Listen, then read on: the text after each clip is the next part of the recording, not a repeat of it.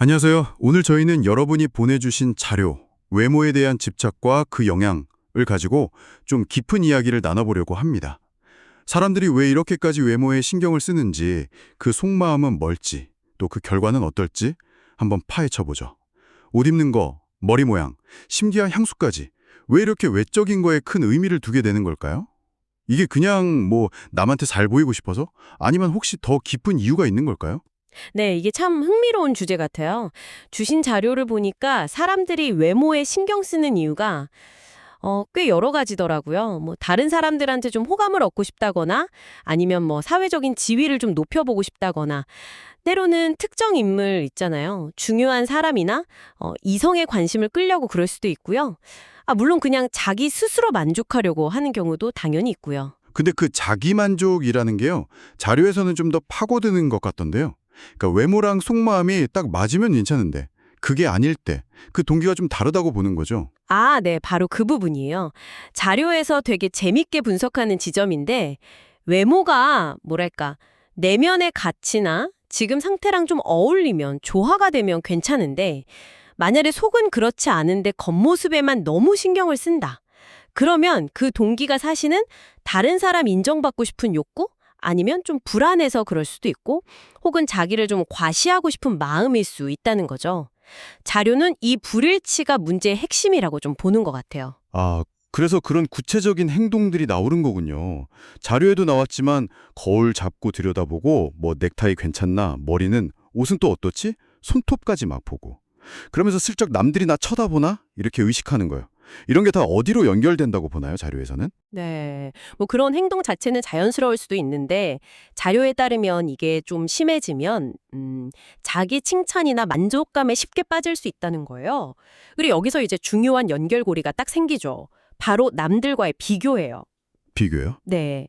내 모습에 만족하면서 동시에 나도 모르게 다른 사람들 외모랑 나를 이렇게 저울질하게 되는 거죠. 이 자료가 강조하는 건 바로 이런 비교 심리가 외적인 것에 대한 집착을 더 심하게 만든다. 이런 악순환을 만든다는 점이에요. 아, 그 비교 심리가 결국에는 안 좋은 결과로 가는 거네요. 자료 보니까 자기보다 좀 수수하게 입은 사람 보면 속으로든 겉으로든 좀 깔보는 듯한 태도를 보이기도 한다는데 이게 참 인상 깊더라고요. 이게 결국 어떤 영향을 줄까요? 네, 그 부분을 상당히 좀 심각하게 다루더라고요. 그런 태도는 결국 자기한테 좋을 게 하나도 없다는 거죠. 오히려 주변 사람들한테 막 조롱을 받거나 반감을 사거나 심하면 시기나 미움까지 받을 수 있다고 자료는 딱 경고를 해요. 와, 네, 겉모습에 너무 집착하고 남들보다 우월하다고 생각하는 태도는 결국 관계를 망치고 스스로를 외롭게 만드는 결과로 이어질 수 있다는 거죠. 여기서 이제 진정성의 문제가 나오는 거예요. 저 사람 진짜 모습일까? 이런 의심을 사게 되는 거죠. 그럼 이 악순환을 좀 끊으려면 어떻게 해야 할까요? 자료에서는 어떤 해결책을 좀 제시하던가요? 꽤 근본적인 걸 바꾸라고 하는 것 같던데. 맞아요. 해결책은 외모 그 자체에 너무 매달리지 말라는 데 초점을 맞추는 것 같아요.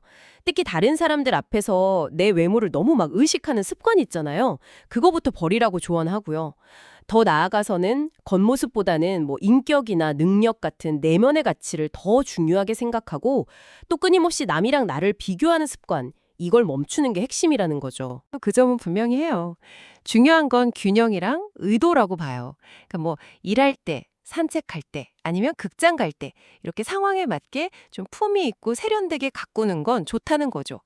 다만 그 목적이 남들한테 막 과시하거나 내가 더 낫다고 느끼려는 그런 이기적인 마음이 아니라 그 상황에 맞는 품위 있는 사람으로서 좋은 인상을 주기 위한 것이어야 한다는 거예요.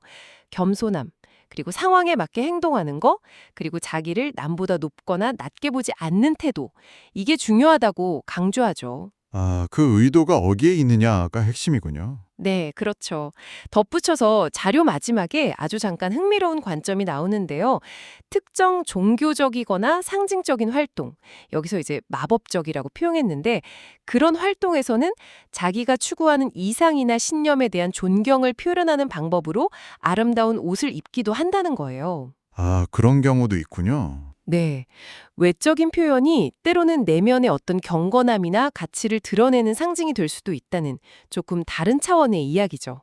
오늘 여러분 덕분에 이 외모 집착이라는 좀 복잡한 주제를 여러 각도에서 살펴볼 수 있었네요. 겉모습에 신경 쓰는 그 마음 뒤에 숨은 생각들, 또 그게 관계에는 어떤 영향을 주는지, 그리고 어떻게 하면 좀 건강한 균형을 찾을 수 있을지 이야기 나눠봤습니다.